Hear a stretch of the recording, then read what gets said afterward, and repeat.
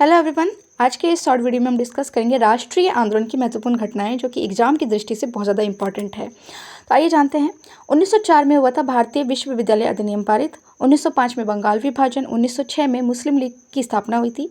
1907 में सूरत अधिवेशन हुआ था जिसे कांग्रेस फूट के नाम से भी जाना जाता है। 1909 में हुआ था मार्ले मिंटो सुधार। 1911 में ब्रिटिश सम्राट का दिल्ली दरबार लगा था।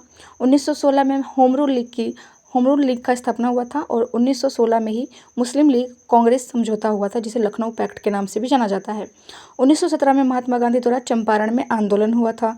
1919 में रॉलेट अधिनियम लाया गया था जिसके द्वारा जलियांवाला बाग हत्याकांड हुआ, जिसके कारण यहाँ पे मेंशन भी किया गया है कि 1919 में क्या हुआ है, जलियांवाला बाग हत्याकांड भी हुआ है। और 1919 में ही मांटेग्यू चेम्सफोर्ड सुधार भी लाया गया है। 1920 में खिलाफत आंदोलन हुआ था। 1920 में ही असहयोग आंदोलन भी हुआ था। 1922 में चोरा चोरी कांड हुआ था। 1927 में साइमन कमीशन की नियुक्ति की गई थी और 1928 में साइमन कमीशन का भारत आगमन हुआ था। 1929 में भगत सिंह द्वारा केंद्रीय असेंबली में बम विस्फोट किया गया था। 1930 में सवर्णीय अवज्ञा आंदोलन हुआ था और 1930 में ही प्रथम गोलमेज सम्मेलन हुआ था। 1931 में द्वितीय गोलमेज सम्मेलन हुआ था जिसमें पहली बार महात्मा गांधी ने भी भाग लिया था और 1931 में द्वितीय गोलमेज सम्मेलन हुआ था। 1932 में तृतीय गोलमेज सम्मेलन हुआ था और इन तीनों के गोलमेज सम्मेलन में अंबेडकर जी ने भाग लिया था।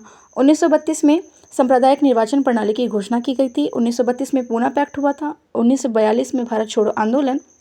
1942 में क्रिप्स मिशन का आगमन हुआ था और 1943 में आज़ाद हिंद फौज की स्थापना हुई थी।